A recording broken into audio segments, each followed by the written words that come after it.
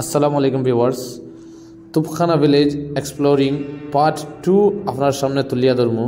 তো আপনারা দেখতে থাকেন, যদি ভাল লাগে ভিডিও লাইক করবা আর নতুন থাকলে চ্যানেল সাবস্ক্রাইব করবা।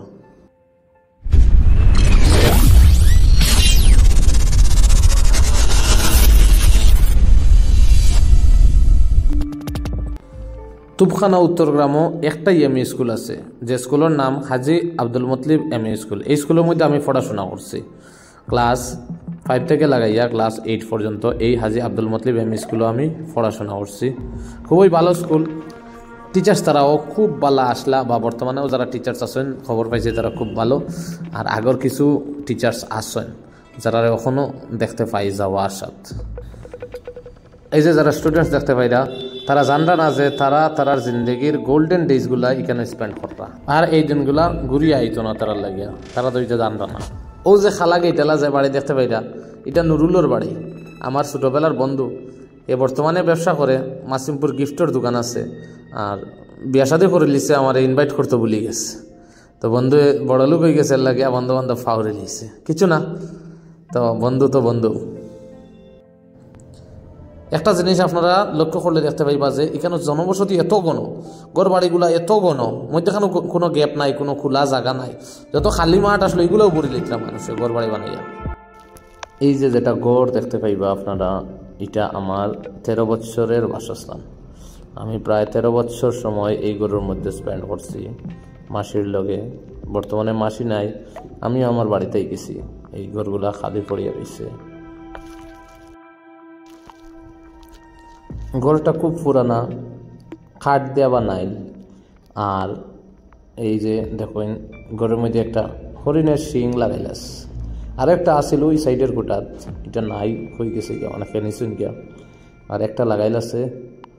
আর এই যে রুম যেটা দেখতে পাইরা, এটা আমার স্টাডি রুম আসলো, এখানের মধ্যে আমার বেড আসলো। আর এই যে দেখুন কখনো সিন রয়েছে, আমার রুটিনগুলা লাগাইল।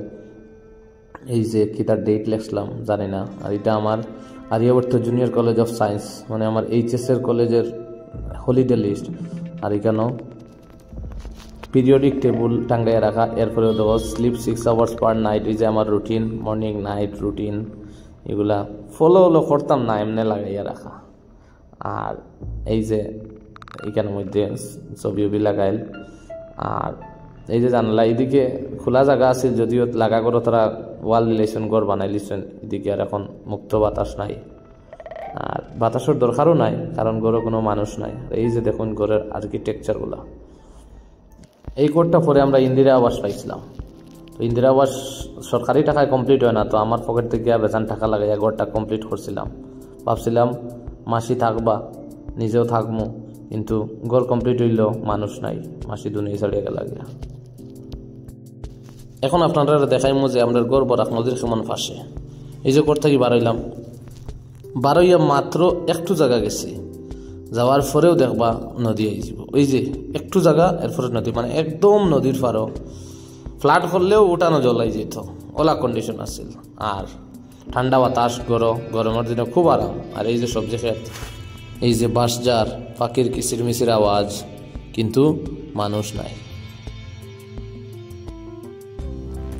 আমি আর ইকবাল স্যারে মিলিয়া ঘর ঝাড়ু দিলাম, ঝাড়ু দিয়া বাতি জ্বালাইয়া আর আমরা আবার বাড়ির উদ্দেশ্যে রওনা হয়েছি। তো এই যে আবারও আপনারা দেখাইতে চাই আর যে কি ঘন বসতি, মানুষ অনেক সমৃদ্ধশালী আগেও হয়েছে, মানে টাকা পয়সার দিক দিয়া তেমন অভাব নাই এই গ্রামের মানুষের। খুব বেশি ব্যবসায়ী মানুষ এই গ্রামও, চাকরিজীবীও আছেন অনেক, গাড়ি চালকও আছেন অনেক। তো এই যে ঘনত্বটা দেখেন। আগে আইছি আমরা ডলু ফেরির রাস্তা দিয়া, আর বর্তমানে যে রাস্তা দিয়া রিটার্ন হইয়ার, এই রাস্তাটা হইল তুপখানা ইএনডি। যে ইএনডিটা শিলচর খালাইন রোডও গিয়া বাইর হয়েছে, আপনারা আগে গেলে দেখতে পাইবা। আর এটা একদম বর্তমানে নদীর ফারে গেছে, মানে ইএনডিটা ভাঙ্গে গেছে অনেক জায়গা নদীয়ে।